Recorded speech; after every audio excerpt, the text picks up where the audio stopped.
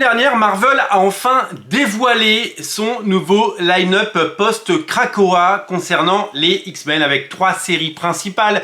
X-Men par Jed MacKay et Ryan Stegman, Uncanny X-Men par Gail Simone et David Marquez et Exceptional X-Men par Eve L. Ewing et Carmen Carnero.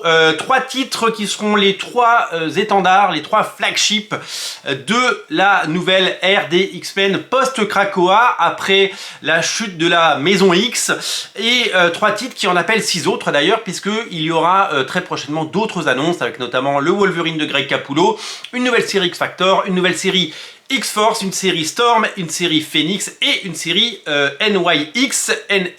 Souvenez-vous, NYX, c'était une série qui se passait à New York et qui suivait le destin de jeunes mutants. C'était scénarisé par Joe Quesada, dessiné par Joshua Middleton. La série s'était très rapidement arrêtée. Malheureusement, Joshua Middleton, qui était un des grands espoirs des comics, eh bien, n'a pas fait beaucoup d'intérieur. Malheureusement, après ça, il a surtout fait des couvertures. Quel talent, quel génie, quel dommage de ne pas avoir eu autant évidemment d'artistes assez intéressants. Cette semaine, Bleeding Cool, le site de Rich Johnson, a ressorti quelque chose qu'on avait quasiment oublié, parce que c'est ça, l'être humain, on oublie. Il a ressorti la communication faite par Marvel à l'occasion du San Diego Comic Con 2023, donc en juillet 2023, qui teasait l'avenir des X-Men après Krakoa. On pensait que Krakoa allait se terminer en janvier 2024, c'était ce qui était à peu près annoncé. Puis il y a eu l'annonce de séries comme Fall of the House of X, donc la chute de la Maison X, et Rise of the Power of 10, la naissance du pouvoir des 10, et donc 2 mini-séries qui allaient conclure cette période, cette parenthèse enchantée, cette parenthèse éditoriale qui aura duré 5 ans, lancée par Jonathan Hickman dans House of X, Power of 10. Donc, de mois en mois, Marvel à rajouter des séries, à rajouter des épisodes pour essayer de conclure de la plus belle des façons cette ère, avec notamment des épisodes des X-Men qui n'étaient pas spécialement prévus, et puis un épisode 700 qui va arriver je crois au mois de juin, et puis une mini-série qui arrive en juillet qui devrait conclure avec les héritiers d'Apocalypse, ça s'appelle Air of Apocalypse. On a l'impression que la petite noisette de beurre, elle l'étale sur une longue baguette, parce que ils n'étaient pas prêts tout simplement, et qu'il s'est passé quelque chose du côté de l'éditorial. À San Diego 2023, on revient à San Diego 2023, Marvel a annoncé les New X-Men en disant qui sont les nouveaux X-Men, Who are the New X-Men, avec ce logo absolument super cool, et ce teasing qui faisait envie en disant on se retrouve en 2024, voilà. Donc ces New X-Men avait été annoncé à San Diego, et donc on se disait la série reprend le titre New X-Men qu'on a connu à l'époque sous Grant Morrison. Ça c'est l'omnibus de la série de Grant Morrison en version originale. Un jour il sortira en français, en tout cas on l'espère, et il n'y a pas de raison que ça ne sorte pas. On a vraiment le sentiment que Marvel a non seulement souhaité prendre son temps, ce qui n'est pas une mauvaise chose, mais également a réfléchi à la stratégie à adopter après l'ère Krakoa. L'ère Krakoa c'est salué par les critiques et le public, c'est un peu comme ces New X-Men de Grant Morrison, ça fait partie des choses dont on reparlera longtemps et qui seront réalité longtemps. Il ne voulait pas décevoir les fans, et il ne voulait surtout pas que ça se termine d'une mauvaise façon, parce qu'il y a plein d'histoires qui se terminent mal ou qui laissent un goût amer au lecteur quand ils le lisent. Donc il y a cette véritable envie, si vous voulez, de la part de Marvel de conclure les choses de la plus belle des façons et de mettre un point final à l'ère Krakoa avec panache. Mais ils annoncent ces New X-Men, et puis pendant des mois on n'en entend plus parler. Et puis la fin de Krakoa est repoussée de quasiment 6 mois, ils rajoutent des épisodes.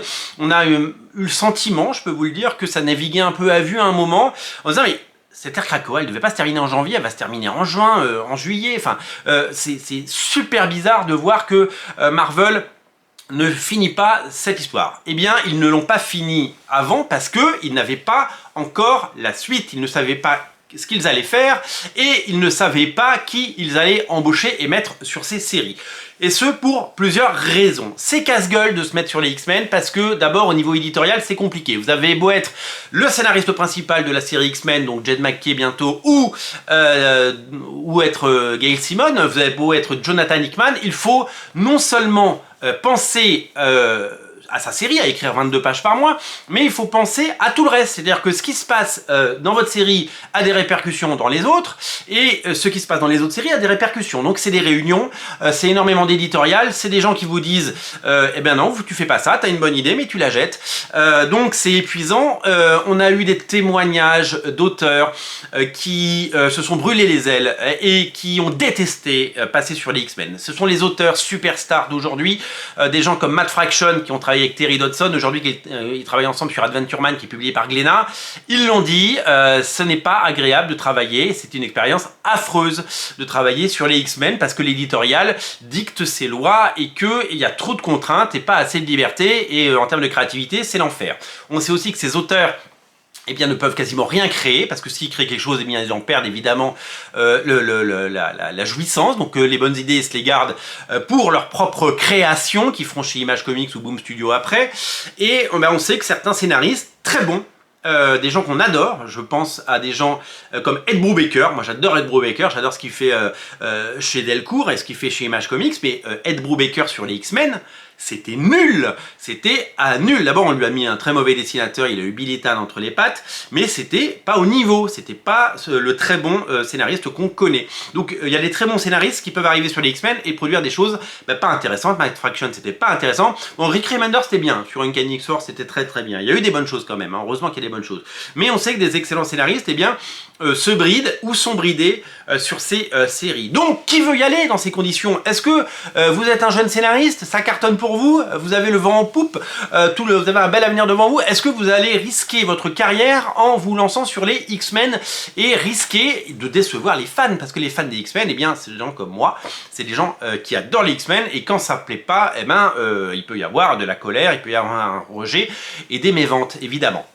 Donc je pense que quand Marvel a annoncé ces New X-Men en juillet 2023, eh bien ils ne savaient pas encore qu'ils allaient mettre aux manettes de ce titre, ni l'orientation qu'ils allaient prendre. D'autant qu'on a appris entre-temps, vous le savez, que Marvel, l'année dernière, a milité pour faire revenir Jim Lee sur les X-Men. Jim Lee sur les X-Men. Jim Lee, c'est un peu une des plus grandes superstars des comics. C'est lui, il est capable sur une série de faire vendre énormément d'exemplaires. Et il l'a prouvé. Le premier numéro d'X-Men, Marvel en a vendu 8 millions. Alors, il n'y a peut-être pas 8 millions de personnes qui les ont achetés, mais en tout cas, Marvel en a vendu à la distribution 8 millions. 8 millions d'exemplaires. On sait que quand il est revenu sur les 4 Fantastiques, c'était plus de 300 000 exemplaires et que ça continue à se vendre aujourd'hui.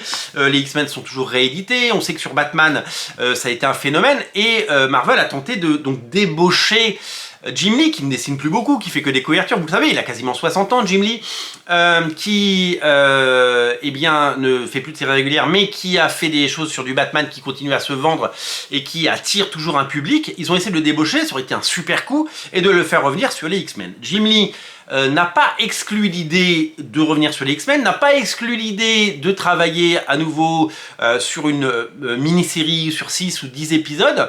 Ça fait longtemps qu'il ne l'a pas fait, mais pourquoi pas? Ça pourrait être un très joli testament, un très joli bouquet final, un très joli bâton de maréchal de revenir sur les X-Men après 20 ans passés chez DC Comics, et plus de 20 ans même, et notamment sur Batman, Superman et tous ces personnages. Mais il a dit, écoutez, moi j'ai un poste, je travaille chez DC Comics, hein, il est patron de DC Comics, et il a un salaire, il a un bureau et que c'est des horaires. Et il a quand même 6 enfants, Jim Lee, et donc certains font des études, il a besoin d'avoir ce type de temps disponible, et dessiner des comics, c'est hyper chronophage, et surtout quand on a 60 ans. Et donc du coup, il n'exclut pas de revenir sur un comics, mais il a besoin que de s'occuper de sa famille. Et il dit que si je passe plusieurs années à dessiner les X-Men ou sur un comics de façon régulière, eh bien ça va l'éloigner de sa famille, ce qu'il ne souhaite pas. Et on peut le comprendre, il a joué la sécurité, mais il n'a pas fermé la porte. Ce qui est excellent, et je rêve que Jim Lee revienne soit sur les X-Men, soit sur un Batman. Vous savez, le Batman de Marc Silvestri que j'ai adoré et que vous êtes nombreux à avoir lu et adoré, eh ben, c'est peut-être un des derniers comics qu'on aura la chance de lire de Marc Silvestri. Il n'est pas mort, hein, mais il a 65 ans et vous le savez, il y a un moment, il a le droit de se reposer, il a le droit de profiter, il a le droit de profiter de ses enfants, ses petits-enfants, ses chiens, et il a le droit, peut-être qu'il continuera à faire des couvertures, il continuera dans les comics, mais peut-être qu'il ne fera plus jamais une série en 6 ou 7 numéros.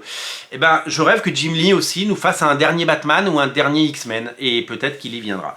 Donc, du coup, on se retrouve en juillet 2023 avec une annonce, mais rien derrière. Si bien qu'il faut des mois suite au refus de Jim Lee pour trouver un plan B, ils ont dû consulter tout le monde. On avait lu que dans la presse que ils ont essayé de faire venir des stars comme Rick Remender justement, et que Rick Remender a préféré se concentrer sur son label. On sait que des gens sont régulièrement approchés comme Mark Millar, mais il est exclusif chez Netflix Millar World. On sait qu'ils ont essayé de faire revenir des superstars qui ont travaillé à l'époque. Robert Kirkman ne reviendra pas, Brian K. Vaughan ne reviendra pas. Tous ces auteurs stars ne reviendront pas. Et donc, du coup, de mois en mois, eh bien, ils se sont rendus compte que ils allaient devoir miser sur la jeunesse et miser sur eh bien, quelque chose d'assez classique. Alors, entre-temps, il s'est également passé quelque chose. C'est que l'ancien éditeur des X-Men, qui s'appelle Jordan White, a quitté le navire, et c'est l'éditeur qui s'occupait de la maison Avengers qui a repris les rênes, c'est Tom Brevoort. Tom Brevoort, c'est lui qui a mis Jed MacKay sur les Avengers, et c'est lui qui a accompagné le destin pendant de nombreuses années avec succès des Avengers pour en faire quelque chose d'étonnant. Lui récupère le bébé, il récupère ce logo les New X-Men, et il se dit qu'est-ce qu'on fait des X-Men? Il essaie de trouver des équipes, et il n'y a rien qui colle, et il n'y a rien qui va. Il met du temps, et donc du coup, il décide, et c'est lui, il l'a annoncé cette semaine dans sa newsletter sur Substack. Et une nouvelle fois, je remercie Bleeding Cool pour toutes ces informations, parce que c'est eux qui les fournissent, et donc je me réjouis. Tom Brevoort a décidé un changement de direction. C'est sa décision éditoriale, et c'était une décision forte. Donc, les New X-Men, tel que ça devait exister, n'existe plus. Et voilà pourquoi il a proposé 9 séries, dont 3 séries X-Men, dont j'ai parlé, les X-Men de Jed MacKay et Ryan Stegman. Les Uncanny X-Men de Gail Simone et David Marquez. Il a fait revenir des auteurs comme qui ne travaillait plus beaucoup pour Marvel, parce que Stegman il avait fait sa propre série Vanish, et que de l'autre côté David Marquez était parti chez DC. Il a pris le pari de Gail Simone, de Eve Ellewing et de Carmen Carnero, superbe dessinatrice au talent incroyable.